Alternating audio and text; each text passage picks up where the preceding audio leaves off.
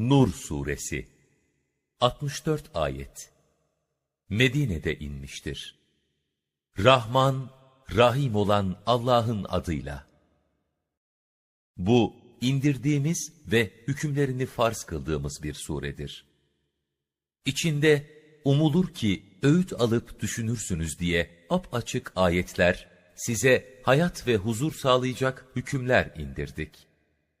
Zina eden erkekle kadından her birine öldürecek ve kırıp dökecek şiddetten ve tehlikeli bölgelerinden sakınarak 100 celde ince çubuk vurun. Canilere ve zanilere hak ettikleri ilahi ve hukuki cezaları uygularken, eğer Allah'a ve ahiret gününe gerçekten inanıyorsanız, sakın ha! Allah'ın dini hükümlerini tatbik için onlara acımanız, re'fet duymanız kabarmasın. Onlara uygulanan cezaya müminlerden bir topluluk da şahit olsun. Ancak bu cezaların tatbiki, zina olayını bizzat gören 4 adil şahidin itirafını gerektirdiği, bunun da pratikte pek mümkün görülmediği için, Kur'an, karısını suçlayan kocanın iddialarının doğru olduğuna dair 4 sefer Allah adına yemin ettikten ve eğer yalan söylüyorsam Allah'ın laneti üzerime olsun denildikten ve karşı taraf da aynı şekilde bu isnadı reddettikten sonra hakim tarafından boşanmalarını öngörmektedir. Zina eden ve bundan tövbe edip vazgeçmeyen erkek, zina eden ve fuhşu alışkanlık haline getiren ya da müşrik olan bir kadından başkasını nikahlayamaz. Devamlı zina eden kadını da yine sürekli zina eden ya da müşrik olan bir erkekten başkası nikahlayamaz.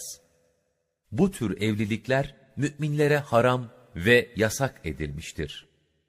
İffetli ve namuskar kadınlara zina suçu iftirası atıp da sonra bu iddiasını 4 şahit getirip ispat edemeyenlere 80 değnek vurun ve artık onların şahitliğini asla kabul etmeyin.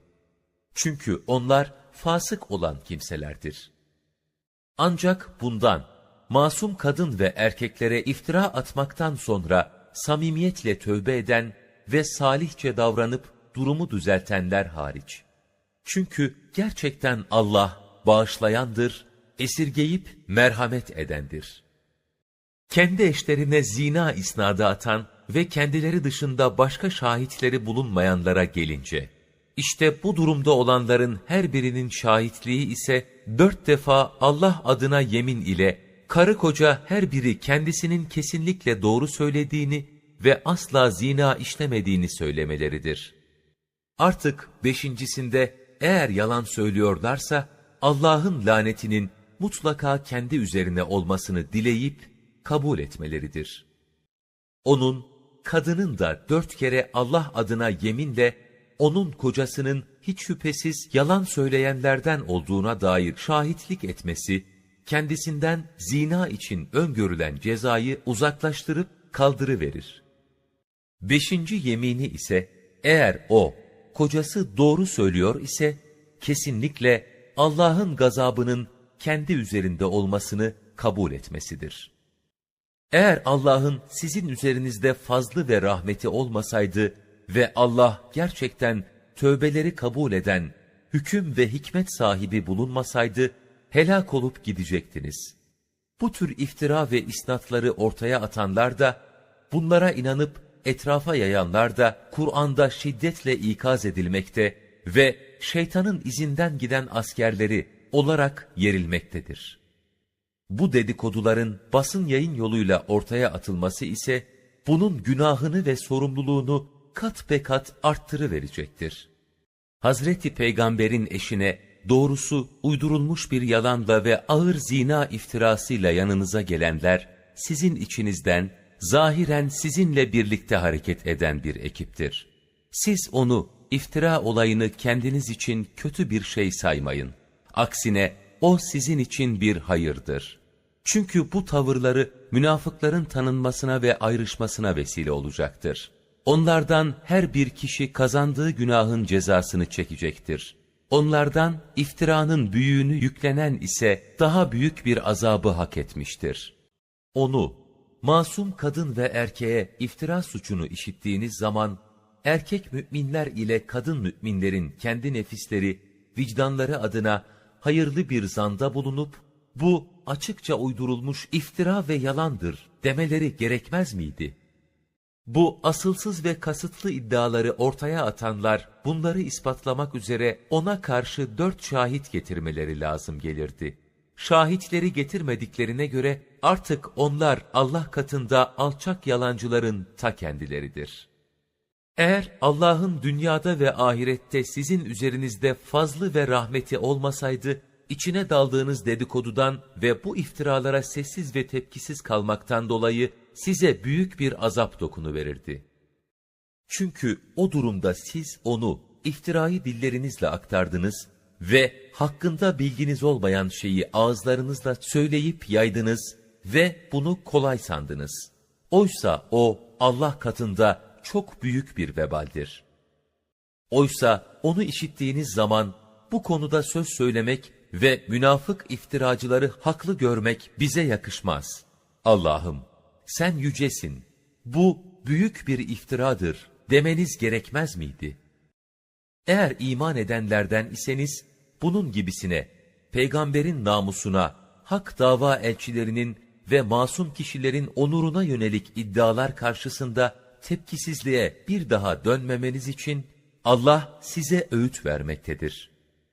Allah size ayetleri açıklıyor ve uyarıyor. Allah bilendir, hüküm ve hikmet sahibidir.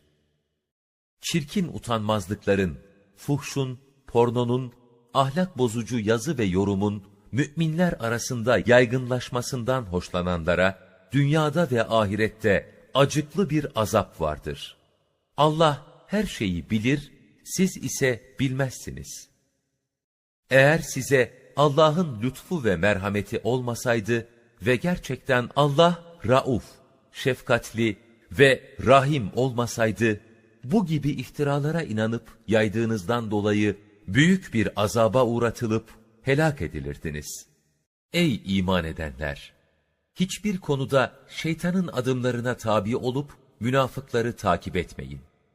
Kim şeytanın adımlarına uyarsa bilsin ki gerçekten o, şeytan, edep ve erdeme aykırı çirkin utanmazlıkları ve münkeratı, haksız ve ahlaksız iddiaları emretmektedir. Eğer Allah'ın üzerinizde fazlı ve rahmeti olmasaydı, sizden hiçbirinizin ve özellikle iftiralara gereken tepkiyi göstermeyenlerin ebedi olarak temize çıkması mümkün değildi. Ancak Allah dilediğini, iyi niyetini ve meşru mazeretini bilip merhamet ettiklerini temize çıkarır. Allah işitendir, bilendir. Her şeye rağmen sizden fazilet ve servet sahibi olanlar, yakınlara, yoksullara ve Allah yolunda hicret etmiş olanlara, şimdiye kadar vermekte olduklarını kesip eksiltme yapmasınlar. Affetsinler ve hoş görsünler. Allah'ın sizi bağışlamasını sevmez misiniz? Allah bağışlayandır, esirgeyendir. Masum olan mümin erkek ve kadınların namus ve haysiyetiyle oynayanlar, Müslüman kişi ve kuruluşlar aleyhinde iftira ve isnatlarda bulunanlar, Allah katında da, insanlar nazarında da lanete müstehaktır. Namus sahibi ve bir şeyden habersiz mümin kadınlara zina suçu atanlar, dünyada ve ahirette lanetlenmişlerdir. Ve onlar için büyük bir azap takdir edilmiştir. O hesap günü kendi dilleri, elleri ve ayakları aleyhlerinde her yaptıklarına dair şahitlik edeceklerdir. O gün Allah onlara dinde hak ettiklerini eksiksiz verecek ve Allah'ın açıkça hak olduğunu bileceklerdir. Kötü kadınlar kötü erkeklere, kötü erkekler de kötü kadınlara yaraşırlar. İyi kadınlar iyi erkeklere, iyi erkekler de iyi kadınlara yakışır. Bunlar onların demekte olduklarından uzaktırlar. Bunlar için bir bağışlanma ve kerim, üstün bir rızık vardır. Kadın, istemediği ve beğenmediği insanla evlenmeye zorlanamaz. Evlilikte denkliğe, yani ekonomik, sosyal, kültürel, fiziksel ve yaş cihetinden yakınlığa ve uygunluğa önem verilecektir. Ey iman edenler! Evlerinizden başka evlere yakınlık kurup izin istemeden ve ev halkına selam vermeden içeri girmeyin. Bu sizin için daha hayırlıdır. Umulur ki öğüt alıp düşünür, edep ve hürmet ölçülerimize dikkat edersiniz. Eğer orada, evde kimseyi bulamazsanız, size izin verilinceye kadar artık oraya girmeyin. Ve eğer müsait değiliz, dönün denirse, siz de geri dönün. Bu sizin için daha temizdir. Allah yaptıklarınızı bilendir. İçinde oturulmayan, terk edilmiş olan ve sizin için bir meta, yarar ve size ait bir eşya bulunan evlere girmenizde bir sakınca yoktur. Allah, açığa vurduklarınızı da, sakladıklarınızı da bilir. Mümin erkeklere söyle, gözlerini haram olan kadınları ve ahlaksız yayınları seyretmekten kaçındırsınlar ve ırzlarını korusunlar. Bu, onlar için daha temiz ve hayırlı olandır. Gerçekten Allah, onların bütün yaptıklarından en ince ayrıntısına kadar habirdir. Mümin kadınlara da söyle, gözlerini kasıtlı ve şehvet uyandırıcı cilveli bakışlardan kaçındırsınlar ve ırzlarını, namuslarını korusunlar. Zinetlerini, cezbedici şekilde süslerini açığa vurmasınlar. Ancak kendiliğinden görünen, toplum hayatında tabii olarak açılması gereken yerler hariçtir. Gereğince kapansınlar ve bunun için başörtülerini genel dış giysileriyle birlikte yakalarının üzerine salsınlar. Süslerini kendi kocalarından ya da babalarından, kocalarının babalarından ya da oğullarından ya da kocalarının oğullarından ya da kendi kardeşlerinden ya da kardeşlerinin oğullarından ya da kız kardeşlerinin oğullarından ya da kendi kadınlarından ya da sağ ellerinin altında bulunanlardan ya da kadına ihtiyacı olmayan arzusuz ve iktidarsız hizmetçilerden ya da kadınların henüz mahrem yerlerini tanımayan çocuklardan başkasına göstermesinler. Gizledikleri süsleri bilinsin diye ayaklarını yere vurmasınlar. Hep birlikte Allah'a tövbe edin ey müminler. Umulur ki felah bulup huzura ve kurtuluşa erişirsiniz. İçinizden bekar olanları erkek ve kadın hizmetlilerden salih olup da imkansız ve kimsesiz bulunanları evlendirin. Eğer fakir iseler Allah kendi fazlından onları zengin edecek, geçim ve rızık kapıları açıverecektir. Allah rahmet ve kudreti geniş olan, vasi ve alimdir. Nikah imkanı bulamayanlar, Allah onları kendi fazlından zenginleştirinceye kadar iffetli davransınlar. Ellerinizin malik olduğu, hükmünüz altında bulunup da mükatebe isteyenlere, İslam'ın ilk dönemlerinde kölelik ve cariyelikten özgürlüğe erişmeye, şimdi ise size olan borçları yüzünden hapislikten kurtulmayı arzu edenlere, eğer onlarda bir hayır görüyorsanız, mükatebe, özgür bırakma anlaşması yapın ve Allah'ın size verdiği malından onlara verin. Dünya hayatının geçici metaını elde etmek için ırzlarını korumak istedikleri halde, cahiliye dönemindeki gibi korumanız altındaki genç kadınları fuhşa zorlamayın. Kim onları fuhşa zorlarsa şüphesiz onların fuhşa zorlanmalarından sonra Allah onları bağışlayandır, esirgeyendir. Andolsun size ihtiyaç duyduğunuz her konuyu açıklayıcı ayetler, sizden önce gelip geçenlerden ibretli örnekler ve takva sahipleri için düşündürücü öğütler ve prensipler içeren Kur'an'ı indirdik. Allah göklerin ve yerin nurudur. Onun nurunun misali, bir örneği içinde parlak ışıklı fitil bulunan bir lamba benzeridir. O lamba da bir sırça, cam fanus ampul içerisindedir. O sırça ampul ise sanki incimsi bir yıldızdır ki, içindeki parlak ışık doğuya da batıya da ait olmayan kutlu bir zeytin ağacından tutuşturulmuş gibidir. Bu öyle bir ağaç ve nurani bir kaynaktır ki, neredeyse ateş ona dokunmasa da yağı ışık verir. Açıkça elektrik enerjisine benzetilmektedir. Bu nur üstüne nur, aydınlık, kolaylık ve huzur demektir. Allah kimi dilerse onu kendi nuruna, hidayet ve hikmet yoluna yöneltip iletir. Allah insanlar için örnekler verir. Allah her şeyi bilendir. Bu ayet, kainatın ve bütün varlıkların ilahi nurun farklı tecellilerinden ve atomik enerjinin değişik dalga boyutu tezahürlerinden yaratıldığına işaret etmektedir.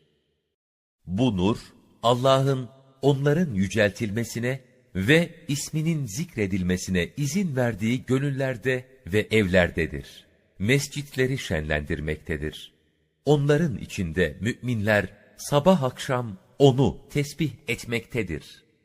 Ne ticaretin, ne siyasetin, ne de alışverişin kendilerini Allah'ı zikretmekten, hükümlerini yerine getirmekten, namazını eda etmekten ve zekatını vermekten asla alıkoymadığı ve Rabbini hiçbir zaman unutmayan öyle adamlar vardır ki, onlar kalplerin ve gözlerin inkılaba uğrayacağı, dehşetten allak bullak olacağı günden korkup çekinerek hayatlarını sürdürmektedir. Çünkü Allah yaptıklarının en güzeliyle karşılık verecek ve onlara kendi fazlından olmak üzere ziyadeleştirecektir. Allah dilediğine hesapsız rızıklar verendir. Kafirlere ve gafillere gelince, onların amelleri ve dünyalık beklentileri dümdüz bir arazideki seraba benzer ki, susayan onu bir su sanıvermektedir. Nihayet ona ulaştığında ise hiçbir şey bulamaz ve yanında Allah'ı bulur. Allah da onun hesabını tam olarak verir. Allah hesabı çok seri görendir. Ya da inkar edenlerin amelleri engin bir denizdeki karanlıklara benzer ki, onun üstünü bir dalga kaplamıştır. Onun üstünde yine bir dalga, onun da üstünde bir bulut vardır. Bir kısmı üzerinde olan karanlıklar bastırmıştır. Elini çıkardığında onu bile neredeyse göremeyecek durumdadır.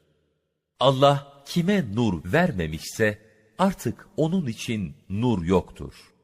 Bu gibilerin hidayet ve istikameti bulması mümkün değildir. Görmüyor musunuz? Yeryüzündekiler de, göktekiler de ve bölük bölük gruplar oluşturan tayırlar, kuşlar ve uçaklar da Allah'ı tesbih etmektedir. Her biri kendi duasını ve tesbihini şüphesiz bilmiştir. Canlı cansız her şeyin yaratılış ve yapılış gayesine uygun hareket ve hizmet etmesi Allah'ın takdiri iledir. Allah onların işlediklerini bilendir. Göklerin ve yerin ve bunların arasındaki her şeyin mülkü Allah'ındır. Ve dönüş yalnızca ve kaçınılmaz olarak O'nadır. Mutlak egemenlik Allah'a aittir. Görmez misin ki Allah bulutları sürmekte, sonra artı ve eksi yüklü bulutların aralarını telif edip birleştirmekte, sonra da onları üst üste getirip yığıvermektedir. Böylece yağmurun bunların arasından akıp çıktığını görürsün. Ayrıca gökten içinde buz taneleri bulunan dağlar gibi bulutlardan dolu yağdırıp indiriverir. Onu dilediğine isabet ettirip felakete çevirir de, dilediğinden onu dolu ve sel musibetini giderir. Şimşeğinin parıltısı neredeyse gözleri kamaştırıp götürüverecektir. Allah gece ile gündüzü evirip çevirir. Dünyanın ve kainatın düzenini hayata en uygun hale getirir ve bizzat yönetir. Gerçekten bunlar basiret sahipleri için birer ibret ve delildir. Allah her canlıyı sudan yarattı. İşte bunlardan kimi karnı üzerinde sürünmekte, kimi 2 ayağı üzerinde yürümekte, kimi de 4 ayağı üzerinde yürümektedir. Allah dilediğini yaratır. Hiç şüphesiz Allah her şeye güç yetirendir. Andolsun biz kullarımıza yararlı, açıklayıcı ayetler indirdik. Allah dilediğini, Kur'an'ın izinden gideni doğru yola hidayet edip yöneltir, iletir. Bazı insanlar, Allah'a ve elçisine iman ettik ve itaat ettik derler. Ama sonra bunun ardından onlardan bir grup sırt çevirirler. Bunlar iman etmiş değildirler. Aralarında hükmetmesi için Allah'a ve Resulüne, onların öğretilerine uygun adil bir düzene çağrıldıkları zaman, onlardan bir grup haktan ayrılıp tersine dönerler. Eğer hak, Kur'ani hüküm onların lehinde, rahatlarına ve menfaatlerine uygun biçimde ise, ona boyun eğerek gelip teslimiyet gösterir ve takva rolüne girişirler. Kur'an'ın vaat ettiği zaferden kuşku duyanların, Allah'ı ve hak davayı bırakıp Amerika gibi zalim ve şeytani güçlere dayananların, acaba bunların kalplerinde hastalık mı var? Yoksa şüpheye ve ümitsizliğe mi kapıldılar? Veya Allah'ın ve elçisinin kendilerine hayf, hükümde haksızlık ve vefasızlık yapacağından, ümit ve gayretlerini karşılıksız bırakacaklarından mı korkup çekinilmektedir? Oysa Allah asla adaletsiz değildir. Asıl zalim olan kendileridir. Aralarında hükmedip karar vermesi için Allah'a ve elçisine, Kur'an ve sünnet kaynaklı hükümlere ve düzene çağrıldıkları zaman, mümin olanların sözü, işittik, kabul ve itaat ettik demeleridir. İşte ancak böyle davrananlar kurtuluşa ereceklerdir. Kim Allah'a ve Resulüne itaat ederse ve Allah'tan saygıyla korkup ondan sakınırsa, işte bunlar kurtuluşa ve mutluluğa erecek kimselerdir. Ey Resulüm! Eğer sen onlara emredersen, cihat için hemen sefere çıkacaklarına dair yeminlerinin olanca gücüyle Allah'a and içmektedirler. De ki, and içmeyin. Bu bilinen, örf üzere bir itaattir. Allah, yaptıklarınızdan en ince ayrıntılarına kadar habirdir. De ki, Allah'a itaat edin, Resul'e itaat edin. Eğer yine yüz çevirirseniz, artık onun, peygamberin sorumluluğu kendisine yüklenen, sizin sorumluluğunuz da size yüklenendir.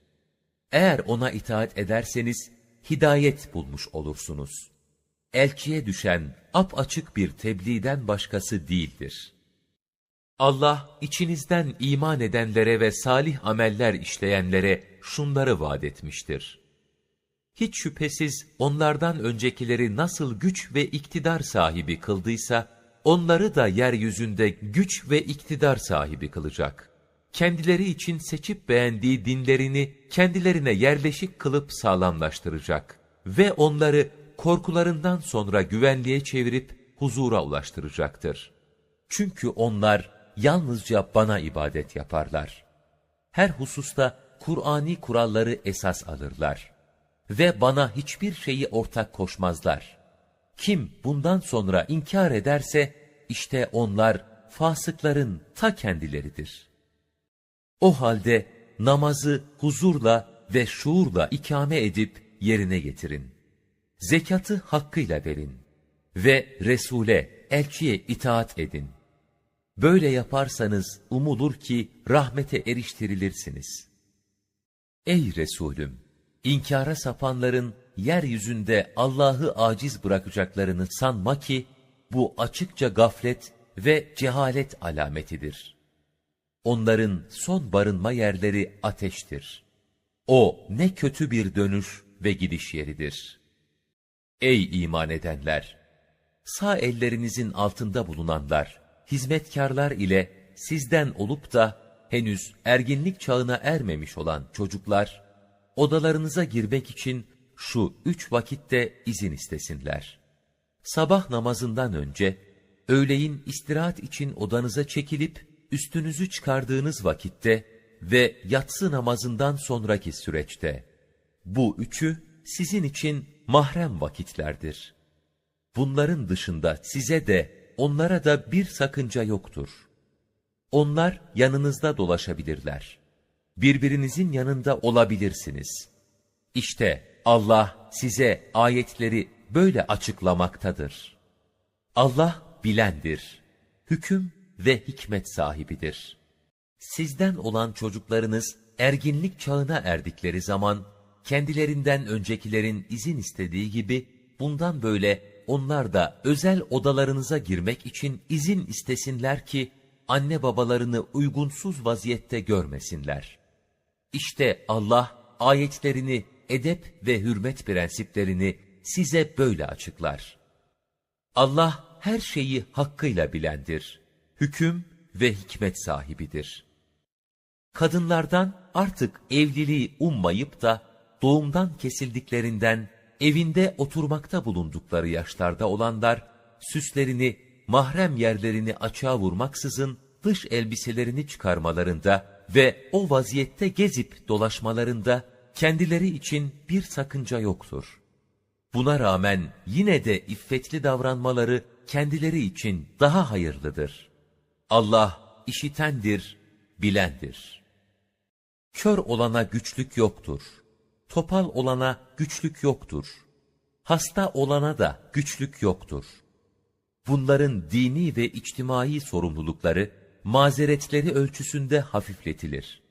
Sizin için de gerek kendi evlerinizden, gerekse babalarınızın evlerinden, annelerinizin evlerinden, erkek kardeşlerinizin evlerinden, kız kardeşlerinizin evlerinden, amcalarınızın evlerinden, halalarınızın evlerinden, dayılarınızın evlerinden, teyzelerinizin evlerinden, anahtarına malik olduğunuz yerlerden ya da sadık dostlarınızın evlerinden gidip sofraya oturup yemenizde bir güçlük yoktur, izin verilmiştir.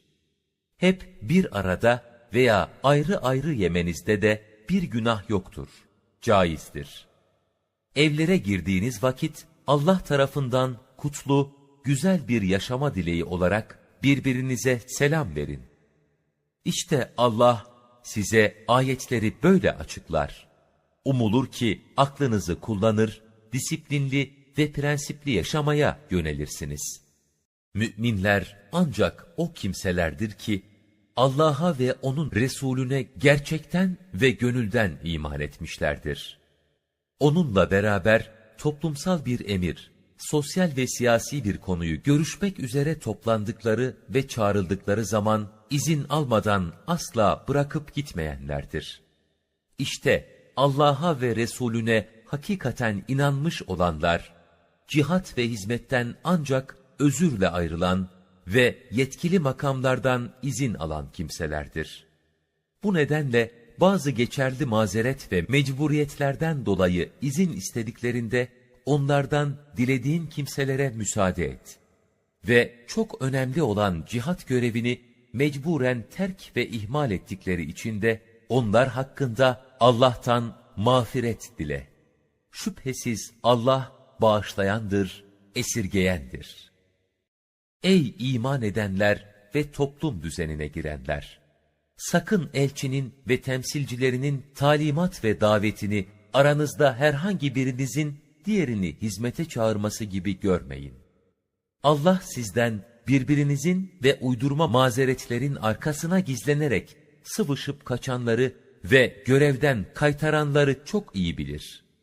Elçinin, Kur'an'ın adil düzenine davet ve hizmet görevlilerinin emrine aykırı davrananlar, kendilerine bir belanın çarpmasından yahut kendilerine acı bir azabın dokunmasından korkup çekinmelidir.